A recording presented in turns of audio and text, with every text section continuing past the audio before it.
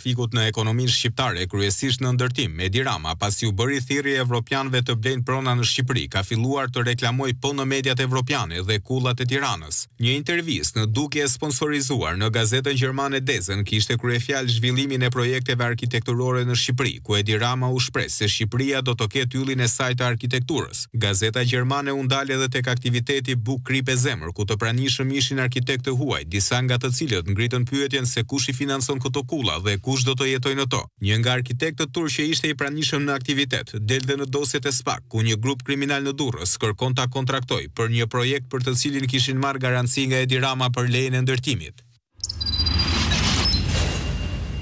Erisa, dhe ti e sheh me syrin nga jashtë për momentin, për shkak edhe të vijimit të punës tënde jashtë.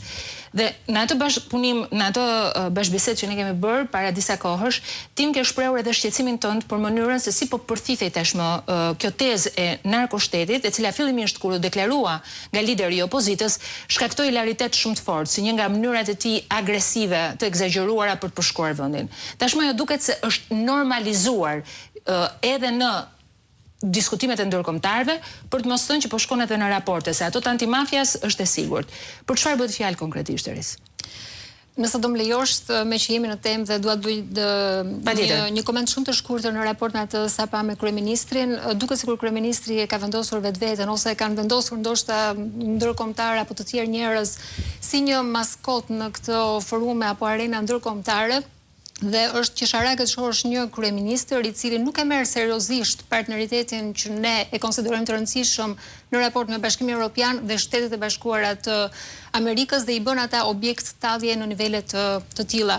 Për mua është e papranueshme kjo dhe në raport me qasjen e opozitës, e cila është serioze në raport me partnerët e saj strategjik në lidhje me Shqipërinë.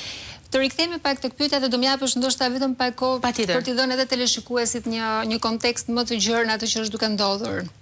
Nëse flasim për narkoshtetin, dhe ndoshta kjo mund të jap disa këmbane alarmi dhe për disa shtete të tjera evropiane, së fundmi në Belgjik, një ndër prokurorët e qytetit të Antwerpenit, një qytet me portin më kryesor të Belgjikës, por dhe në Europë, ku gjithashtu formon një trekëndë shumë të rëndësishëm me portet e tjera si ai i Hamburgut apo i Rotterdamit kur flitet për trafikun ndërkombëtar, drogën, krimin e organizuar.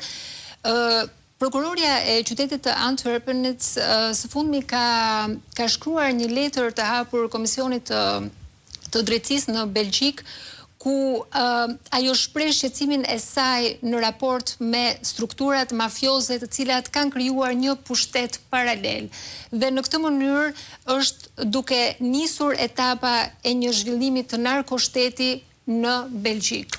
Dhe aty, gjizja e një narkoshteti në Belgjik. Dhe duket sikur Shqipëria është jo vetëm një narkoshtet në vetvete, por duket sikur ne jemi duke infektuar tashmë dhe demokraci të konsoliduara për të kthyer në një narkoshtet. Shqipëria është pacienti i zero.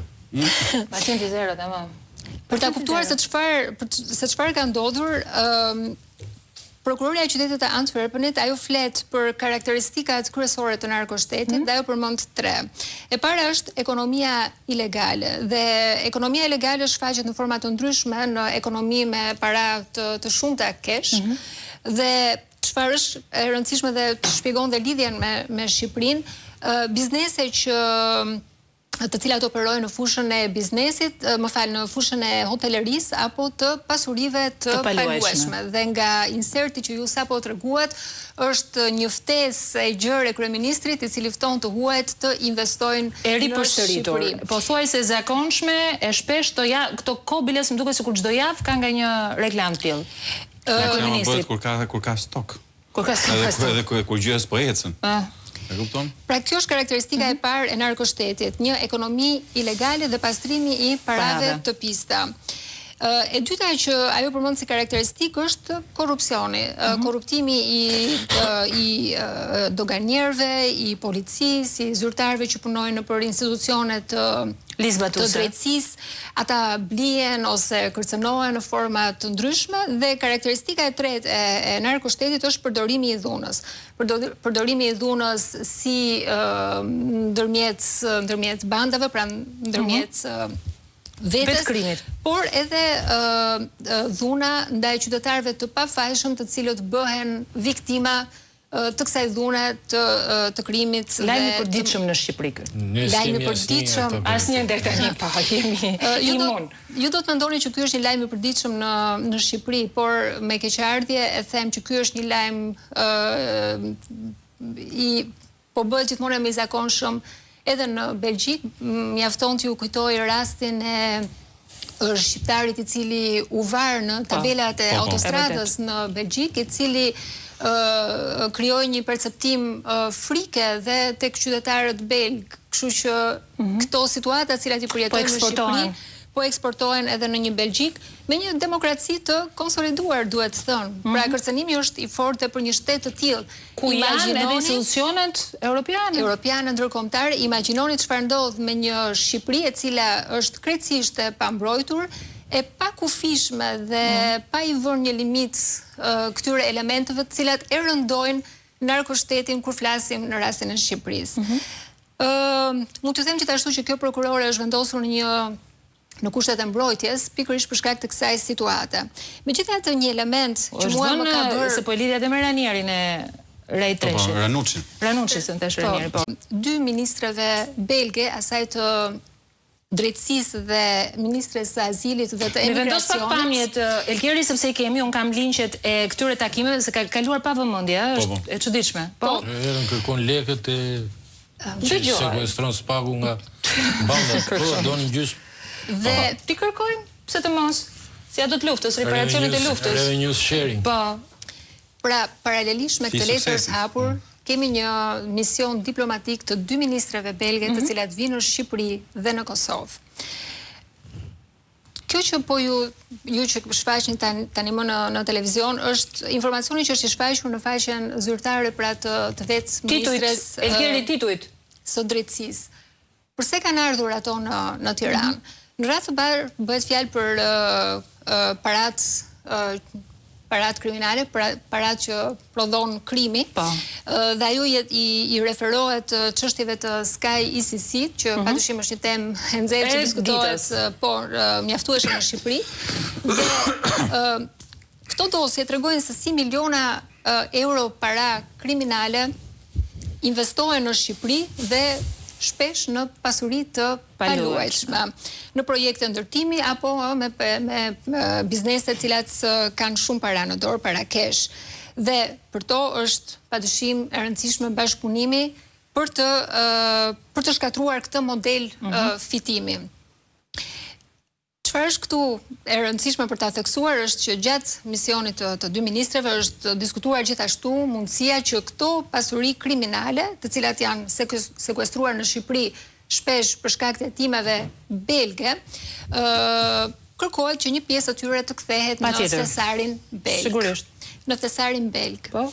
Tema e dytë e trajtuar në këtë mision është bashkëpunimi për të trajtuar mbi popullimin e burgjeve në Belgjik. Bëhet fjalë për rreth 307 shqiptarë cilët gjonden aktualisht në burgjet belge, ku rreth 253 prej tyre janë pa leje qëndrimi. Dhe kërkohet që gjithashtu të krijohen burgje të reja, mundësinë e krijimit të burgjeve të reja për të ulur mbi popullimin e burgjeve në Belgjik. Është tjetër çështje nëse do të fillojmë të flasim kush interesohet për këta shqiptarë. Kush është në burg, për çfarë arsyesh, por nuk po i hym tani në këtë diskutimi. Dhe pika e tretë është kërkimi një bashkëpunimi policor dhe lufta e përbashkët për të luftuar krimin e organizuar. Pra, nuk mund të shohim si dy ngjarje që nuk lidhen me njëra tjetrën. Një letër e hapur e një prokurore të një qyteti të rëndësishëm në Belgjik, vizita e dy ministreve në Shqipëri dhe përmendja e vendosjes së një narko-shteti, pra janë hedhur, le të themi, ato hapat e parë për vendosjen e një narko-shteti në Belgjik. Dhe ndoshta nuk do të përsëris vetën më shumë se sa për ta vendosur theksin tek fakti që Shqipëria ose le të them me të drejtë opozita evidenton elemente të narkoshtetit në Shqipëri dhe e trumpeton me të drejtë këtë të vërtetë dhe opinionit publik, është bërë problematike dhe ne kemi filluar ta eksportojmë pra narkoshtetin dhe në vende të tjera të Bashkimit Evropian. Narkoshteti nuk është diçka që ndodh pavarësisht shtetit. Domethënë, në këtë rast, vetë shteti është ndruar në një garanci, se pastrimi i parave kërkon garanci shtetërore që kjo të realizohet. Dhe në qoftë se evidentohet pasoja, thelbi i një shkaku që kjo Shqipëri e vogël që synon të hyjë në familjen e përbashkët europiane, vetë mënyra e ndërtimit të një autokracie, e cila i ka lënë mundësi një njeriu vetëm të vendos kush do marrë licencat, kush do marrë letë ndërtimit e tjerë, a ka filluar të diskutohet kjo në nivel lart, se deri këtu ne po flasim agjenci zbatuese, çështja e burgjeve, kjo evidentimi, a flitet për këtë gjë, se është po kryeministri i këtij vendi dhe shkon jep mend në forumin e paqes. Unë besoj që këto që sapo treguam këtu, pra letra e hapur për mendja e dosjeve të Sky ICC, ardhja e dy ministrave të Belgjikës, të qeverisë federale të Belgjikës këtu në Shqipëri, gjen elemente që ne me patjetër duhet na bëjnë të na shqetësojnë. Çfarë do të përmendja, ndoshta një element shumë të rëndësishëm që ditën ose më saktë si një ironi e keqe, por që tregon një të vërtetë të madhe, ditën që ministret kanë qenë në këtë mision në Shqipëri, ka ndodhur dhe vrasja e gjyqtarit në sallën e gjyqit. Pra kjo tregon dhe evidenton sakt ambientin në cilën operon drejtësia shqiptare dhe aty nuk është vetëm një viktim, në këtë rast gjyqtari, por aty është dhe pala tjetër e cila nuk gjen drejtësi. Kështu që i mbetemi fjalës që një gjyqtar apo një zyrtar apo një polic apo një doganier i cili operon në kushtet e dhunës apo të frikës nuk mund ta bëjnë kurrë detyrën e tyre për të mbrojtur një shtet ligjor dhe të na mbrojnë ndoshta nga kthetrat e krimit që tani më e ka kapluar Shqipërinë dhe lidhja e fortë e krimit dhe e këtyre investimeve të jashtëzakonshme në Shqipëri për mua është frikësuese. Dhe një tjetër element që nuk ka lidhje me narkoshtetin, por me arkitekturën në vetvete, kam lexuar së fundmi një artikull ku një gazetare kishte ardhur në Tiranë për të vëzhguar ndërtimet e shumta dhe të pafre, jo vetëm në Tiranë, por në të gjithë Shqipërinë. Dhe çfarë ajo le të themi e vulose në fund të artikullit të saj ishte dhënia e një carte blanche për të ardhur dhe për të ndërtuar në Shqipëri forma dhe ndërtesa të formave të çuditshme, të cilat në kushte apo në rrethana të tjera nuk do të mund kurrë të ndërtoheshin në një qytet europian për shkak të rregullave dhe legjislacionit të fortë që ata kanë për të ruajtur padyshim pjesën arkitektonike dhe identitare, sigurisht. Identitare të vendeve të tyre. Plani urbanistik, pra. Ne ndërtojmë aty ku mendon zoti Rama, jo ku